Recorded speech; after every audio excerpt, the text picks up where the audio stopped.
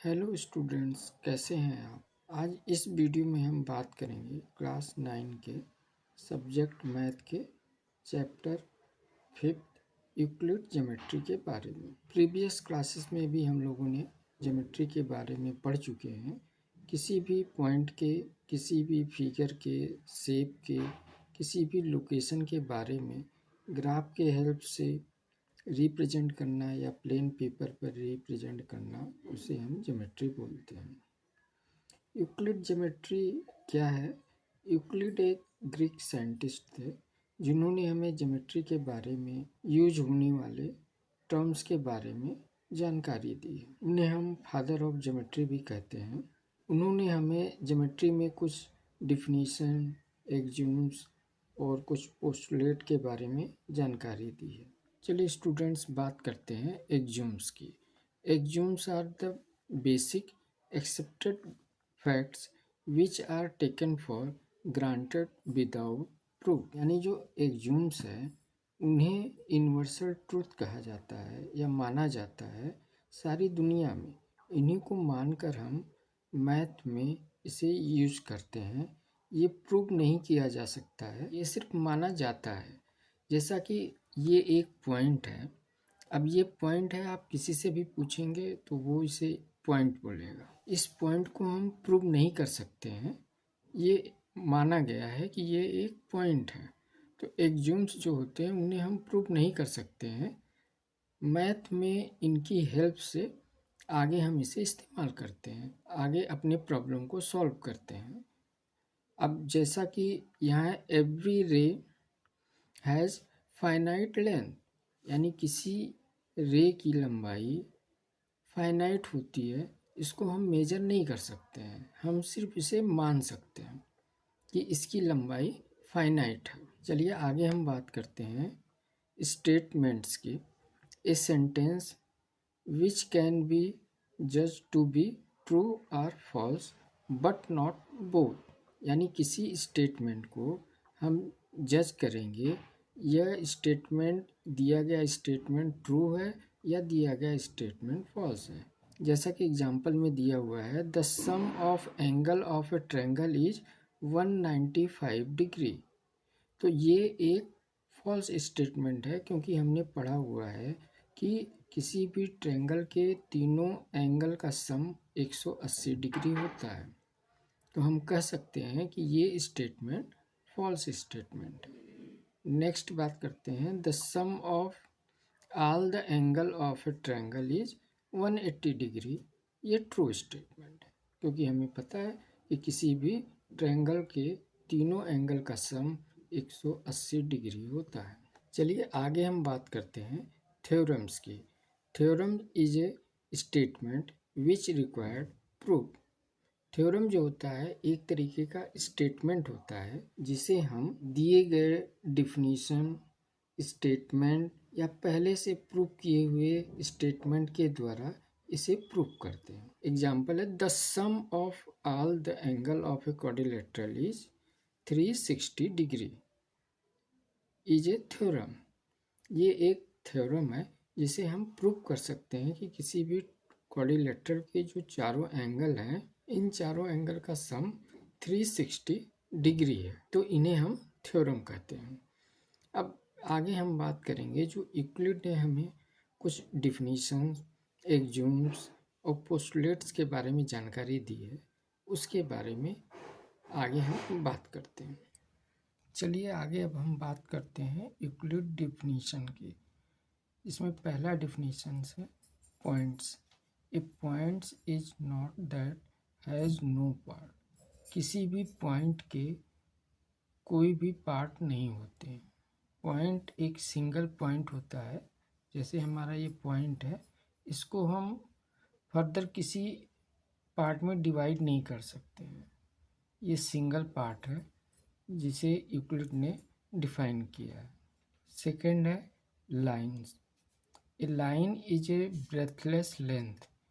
जो हमारी लाइन होती है इसमें सिर्फ और सिर्फ लंबाई होती है, इसकी कोई भी चौड़ाई नहीं होती है। तो line is a breathless length, यानी इसकी कोई भी चौड़ाई नापी नहीं जाती है। जब भी हम किसी लाइन को नापते हैं तो उसकी लंबाई को नापते हैं, उसकी चौड़ाई को हम कभी नहीं नापते। लाइन ए और ये पॉइंट बी है, तो ए बी जो हमारी लाइन है इसकी हम लंबाई को नापते हैं, चौड़ाई को नहीं। नेक्स्ट पॉइंट है the ends of a line. The ends of a line are point. किसी भी लाइन का जो एंड पार्ट होता है, जैसे ए और ये बी, हमारी ए और बी लाइन है, इसका जो एंड पार्ट है ये एक पॉइंट होता है। फोर्थ है straight line. A straight line is a line which lie evenly with the points on itself. यानी जो ये हमारी लाइन है, इस लाइन पे अनगिनत पॉइंट्स पहले से ही मौजूद होते हैं। जैसे हमारा ए और ये बी लाइन है, इस लाइन पर अनेकों पॉइंट पहले से इंडिफिनिटली पॉइंट पहले से मौजूद होते हैं। नेक्स्ट पॉइंट बात करते हैं फिफ्थ पॉइंट की, surface. A surface is that which has length and breadth only. किसी भी सरफेस में लेंथ और ब्रेथ होती है, इसकी मोटाई नहीं नापी जाती, लंबाई और चौड़ाई को इसके मापते हैं। जैसे ये हमारा किसी टेबल का ये टॉप है, तो इसकी ये जो है ये लंबाई है और ये वाला पार्ट जो है लाइन, ये चौड़ाई है। तो सरफेस में लंबाई होती है और चौड़ाई होती है। चलिए नेक्स्ट पॉइंट की बात करते हैं, the edge of a surface. The edges of a surface are lines.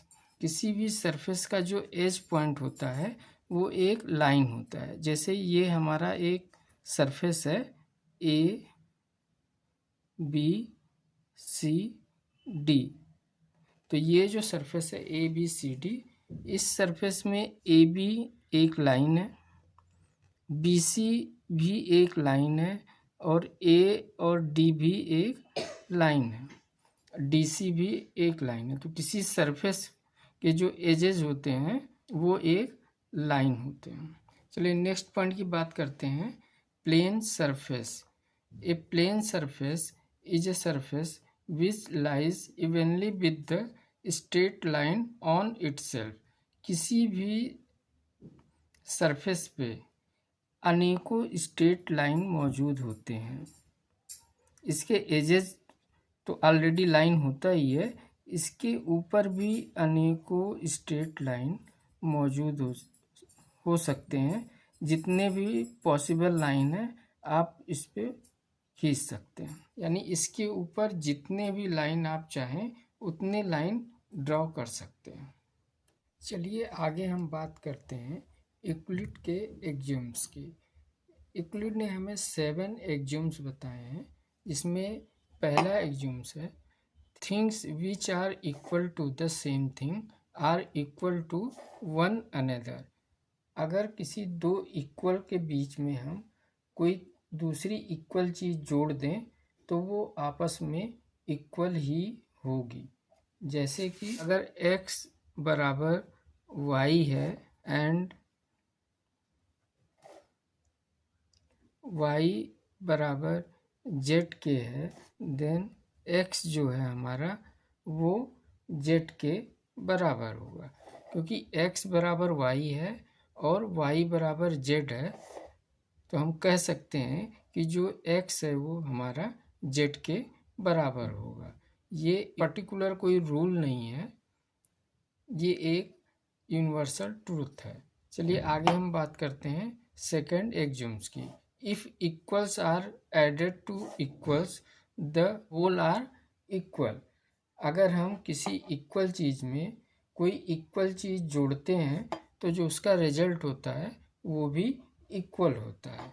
जैसे अगर इफ 6 इक्वल टू 6, इसमें हम इक्वल जोड़ दें, यानी कि 6 में अगर हम 1 ऐड करते हैं बोथ साइड, तो जो इसका आंसर होगा 7 इक्वल टू 7।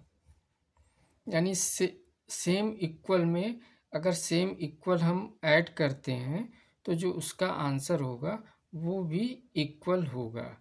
चलिए आगे अब हम बात करते हैं थर्ड एक्सियोम्स की। If equals are subtracted from equal then remainder are equal. अगर किसी दो इक्वल चीज़ में सेम इक्वल चीज़ हम सब्ट्रैक्ट करें तो जो उसका आंसर होगा वो भी इक्वल होगा। जैसे कि इफ 5 इक्वल टू 5 देन इसमें से हम इक्वल यानी कि 1 माइनस करते हैं बोथ साइड में, बोथ इक्वल में, तो जो इसका आंसर होगा वो भी इक्वल होगा। ये हमारा थर्ड एक्सियोम्स है। चलिए आगे हम बात करते हैं फोर्थ एक्सियोम्स की। Things which coincide with one another are equal to one another. यानी अगर किसी चीज़ की जो है इक्वल है और वो एक दूसरे के ऊपर कोइंसाइड करते हैं तो वो आपस में इक्वल होंगे। जैसे कि ये एक लाइन है ए बी एक लाइन है और सी डी भी एक लाइन है, सी डी। दोनों की जो लेंथ है वो 3 centimetre and 3 centimetre. If A B coincide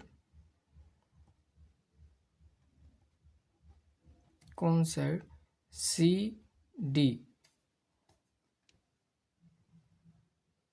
A B जो है हमारी लाइन ये सी डी लाइन पे कोइंसाइड कर जाए, सी डी, तो इसकी जो लंबाई होगी वो इक्वल होगी। यानी कि A B equal to C D equal to 3 centimetre. तो things which coincide with one another are equal to one another. अगर कोई दो चीज़ आपस में बराबर है और वो कोइंसाइड करते हैं तो उनका जो रिजल्ट होगा वो आपस में बराबर होगा। चलिए आगे हम बात करते हैं अपने फिफ्थ एक्सियोम्स की। The whole is greater than the part. Wholes का मतलब है कंप्लीट वैल्यू से। तो हमारी जो कंप्लीट वैल्यू होती है वो हमेशा पार्ट से बड़ी होती है, या हम कह सकते हैं जो हमारा पार्ट होता है वो कंप्लीट वैल्यू से हमेशा छोटा होता है। तो यहाँ पे हम देख सकते हैं जो हमारी ये लाइन है ए बी लाइन, इसकी लंबाई 5 सेंटीमीटर है और जो इसके पार्ट्स हैं यहाँ पे एक सी पॉइंट हमने लिया तो ए सी की लंबाई 2 सेंटीमीटर और सी बी की लंबाई 3 सेंटीमीटर।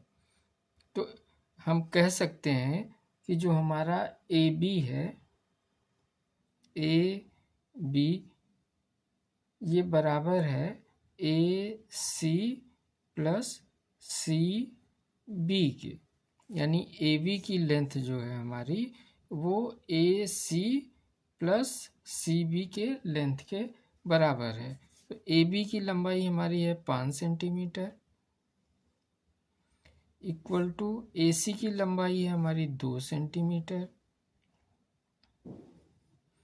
प्लस सी बी की लंबाई है 3 सेंटीमीटर।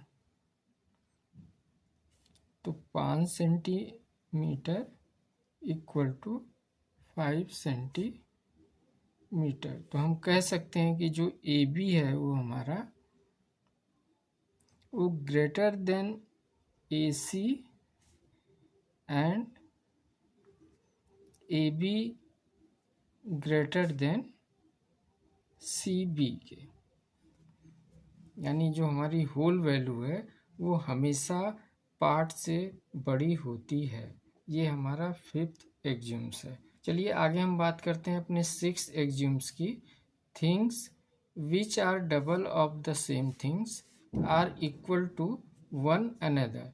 यानी कि जो हमारा ए बी लाइन है इसकी लंबाई 1.5 सेंटीमीटर है, इसका डबल हमने 3 सेंटीमीटर किया एक्स वाई लाइन को, और ए बी लाइन का ही डबल ई एफ लाइन है 3 सेंटीमीटर। तो हम कह सकते हैं कि जो हमारा ए बी लाइन जो है वो हमारा बराबर है एक्स वाई के, और 2AB ये बराबर है हमारे ई एफ लाइन के।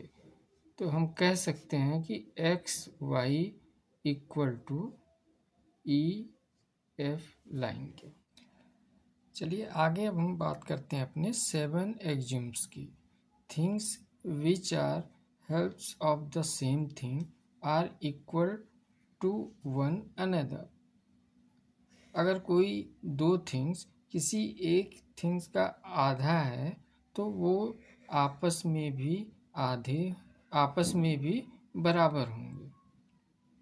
जैसे कि यहाँ पर ए बी जो है ये इसका आधा सी डी है, यानी ए बी का डबल है सी डी, और ए बी का ही डबल है ई एफ लाइन जो है। तो हम कह सकते हैं कि जो सी डी लाइन है वो बराबर होगी ई एफ लाइन की, क्योंकि सी डी और ई एफ ये दोनों जो हैं ए बी के ही आधे हैं। तो इसलिए हम कह सकते हैं कि सी डी और ई एफ भी आपस में बराबर होंगे। तो ये यूक्लिड के 7 एक्जिम्स थे जो हमने आपको बताए हैं। आगे बात करते हैं यूक्लिड्स के पोस्टुलेट्स के बारे में। यूक्लिड्स ने हमें 5 पोस्टुलेट्स बताए हैं। तो सबसे पहले हम जान लेते हैं कि पोस्टुलेट्स होते क्या हैं। पोस्टुलेट्स का मतलब है किसी चीज़ को एज्यूम कर लेना, मान लेना एज ट्रू, जिसको फिर आगे हम प्रूव करके दिखाएंगे।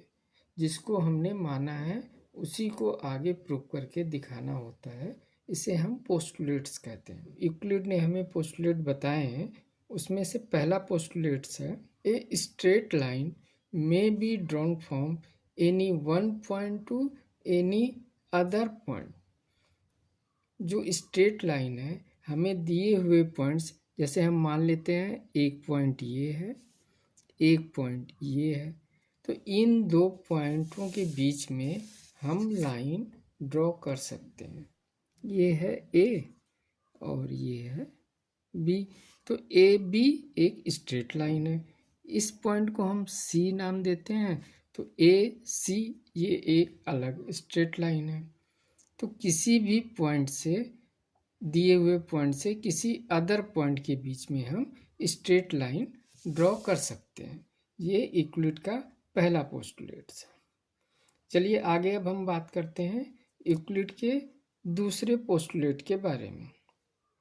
ए terminated line can be produced indefinitely. Terminated line का मतलब है जिनके एंड पॉइंट दिखाई देते हों, इसे हम लाइन सेगमेंट भी कहते हैं। जैसे एक पॉइंट ये है, एक पॉइंट ये है, इन दो पॉइंट के बीच में ये हमारा एक लाइन है, लाइन सेगमेंट। इसका हम नाम दे देते हैं, ये ए पॉइंट है और ये बी पॉइंट है। तो इसके एंड पॉइंट हमें दिखाई दे रहे हैं, तो ये टर्मिनेटेड लाइन है या लाइन सेगमेंट है। तो इसको हम आगे इनफाइनाइट तक प्रोड्यूस कर सकते हैं, बढ़ा सकते हैं, जो पॉइंट हमें दिख रहे हैं। तो यहाँ पे हमें दोनों तरफ के पॉइंट दिखाई दे रहे हैं, तो इसे हम दोनों तरफ जितना चाहें उतना इस लाइन को प्रोड्यूस कर सकते हैं, बोथ साइड। यानी कि इनफाइनाइट तक हम इस ए बी लाइन को बोथ पॉइंट से, यानी कि ये टर्मिनेटेड लाइन है, इसके बोथ पॉइंट हमें दिखाई दे रहे हैं, तो ए पॉइंट से भी हम इसको आगे प्रोड्यूस कर सकते हैं इनफाइनाइट तक, बी पॉइंट से भी आगे हम इसे प्रोड्यूस कर सकते हैं इनफाइनाइट तक। चलिए आगे बात करते हैं थर्ड पोस्टुलेट्स की। A circle can be drawn with any centre and any radius. किसी भी सेंटर को लेकर और कितना भी रेडियस लेकर हम एक सर्कल ड्रॉ कर सकते हैं। जैसे यहाँ पे हमने 0.5 सेंटीमीटर का रेडियस लिया है, इस रेडियस को लेकर एक यहाँ सर्कल ड्रॉ किया। अब किसी स्टूडेंट ने कहा सर यहाँ नहीं यहाँ ड्रॉ कर दीजिए, तो यहाँ पे 1 सेंटीमीटर का लेके यहाँ पे 1 सेंटीमीटर का सर्कल हमने ड्रॉ कर दिया। यहाँ पे 1.5 सेंटीमीटर रेडियस लेकर 1.5 सेंटीमीटर का सर्कल ड्रॉ कर दिया।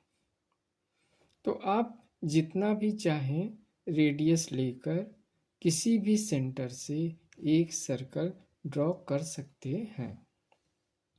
चलिए आगे हम बात करते हैं फोर्थ पोस्टुलेट्स के बारे में। All right angle are equal to one another.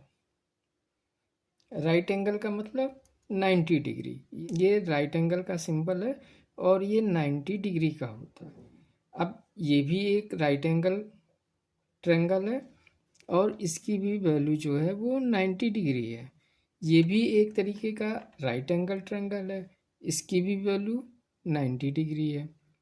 अब जो भी ये राइट एंगल हैं ये एक दूसरे के इक्वल है। इसकी भी वैल्यू 90 डिग्री, इसकी भी वैल्यू 90 डिग्री, इसकी भी वैल्यू 90 डिग्री। ये भी राइट एंगल है, ये भी राइट एंगल है, ये भी राइट एंगल है। तो सभी राइट एंगल आपस में बराबर होते हैं। ये हमारा फोर्थ पोस्टुलेट्स है।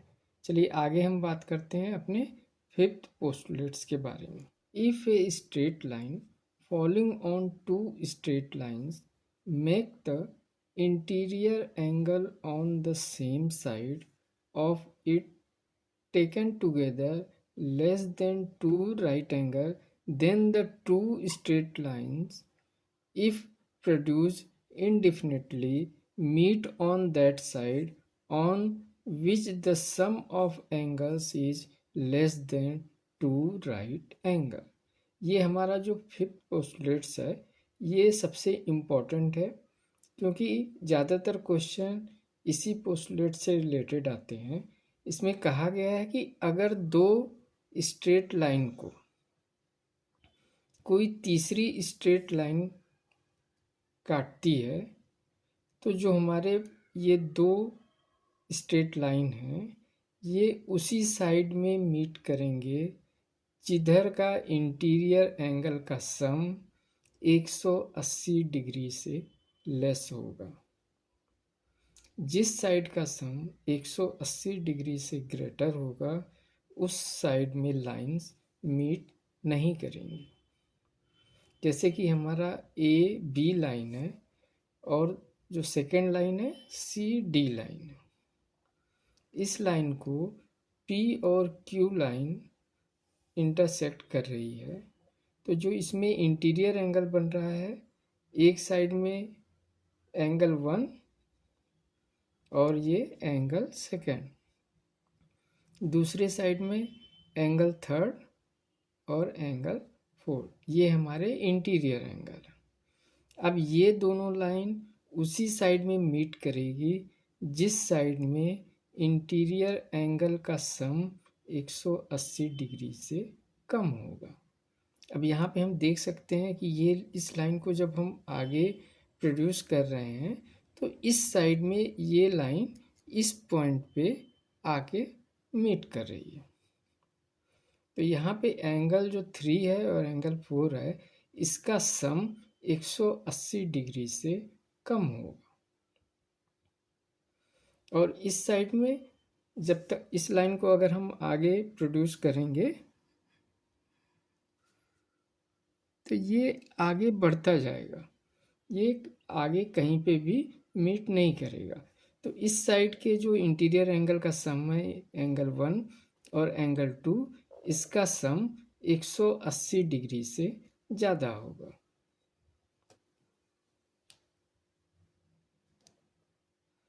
यहाँ पे जैसे हम देख सकते हैं angle 1 plus angle 2 is greater then 180 degree, यानी एंगल 1 और एंगल 2 का जो सम है वो 2 राइट एंगल हमारा 90 का होता है, 2 राइट एंगल 180 डिग्री का।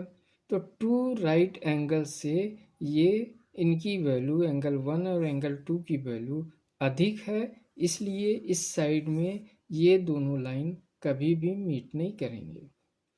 Angle 3 plus angle 4 is less than 180 degree, यानी एंगल 3 और एंगल 4 हमारा इसकी वैल्यू 180 डिग्री से कम है। इसलिए इस लाइन को जब हम आगे प्रोड्यूस कर रहे हैं तो वो एक इस पॉइंट पे, इस पॉइंट का नाम ओ लिख देते हैं, ओ पॉइंट पे ये आके मीट करती है। तो जिस साइड के इंटीरियर एंगल का सम 180 डिग्री से कम होगा, लाइन उसी साइड में आगे प्रोड्यूस करने पे मीट करेगी। ये हमारा है फिफ्थ पोस्टुलेट। चलिए आगे हम बात करते हैं एक्सियोम्स 5.1। Given two distinct points, there is a unique line that passes through them. दो दिए हुए वास्तविक पॉइंट से सिर्फ और सिर्फ एक ही लाइन पास थ्रू हो सकती है, ए और पॉइंट बी। अब इन दो पॉइंट से हम सिर्फ और सिर्फ एक ही लाइन पास थ्रू कर सकते हैं। एक पॉइंट से, यानी किसी भी एक पॉइंट से हम जितनी भी लाइन चाहें उतनी लाइन बना सकते हैं। जैसे कि पॉइंट ए से हम चाहें तो ऐसे भी लाइन बना सकते हैं, हम चाहें तो ऐसे भी लाइन बना सकते हैं, ऐसे भी लाइन बना सकते हैं। यानी कि एक पॉइंट से हम जितनी चाहें उतनी भी रेखाएं या लाइन बना सकते हैं। लेकिन किसी दो पॉइंट से हम सिर्फ और सिर्फ एक ही लाइन पास थ्रू होगी। ये है हमारा एक्सियोम 5.1। चलिए आगे हम बात करते हैं अपने थ्योरम 5.1 की। इस थ्योरम में two distinct line can not have more than one point in common, यानी कि दो जो लाइन है, जब ये दोनों लाइन आपस में इंटरसेक्ट करेंगी तो उनका सिर्फ एक कॉमन पॉइंट होगा। ये बात इस थ्योरम में कही गई है। तो आगे चलिए हम देखते हैं। अगर हम एक लाइन खींचते हैं, जैसे ये ए बी जो है ये हमारी एक लाइन है, ए बी। दूसरी लाइन हम खींचते हैं C D line, C D line. तो इन दोनों लाइन का एक ही कॉमन पॉइंट होगा। जैसे कि मान लीजिए हमने इस तरीके से लाइन खींची तो इनका भी सिर्फ एक ही कॉमन पॉइंट होगा। जैसे ये लाइन है हमारी ए बी और ये लाइन है हमारी सी डी। तो ये दोनों लाइनों का सिर्फ और सिर्फ एक ही कॉमन पॉइंट होगा। दो लाइन जब आपस में इंटरसेक्ट होती हैं तो उनके सिर्फ एक ही कॉमन पॉइंट होते हैं, दो कॉमन पॉइंट नहीं हो सकता है। ये कहना है इस थ्योरम का। नेक्स्ट वीडियो में हम बात करेंगे एक्सरसाइज 5.1 के क्वेश्चन के। प्यारे स्टूडेंट्स, अगर आपको वीडियो अच्छी लगी हो, इससे आपको कुछ सीखने को मिला हो, तो आप इस मनन कोचिंग चैनल को शेयर करके, सब्सक्राइब करके अपना सपोर्ट जरूर दीजिएगा। Thank you.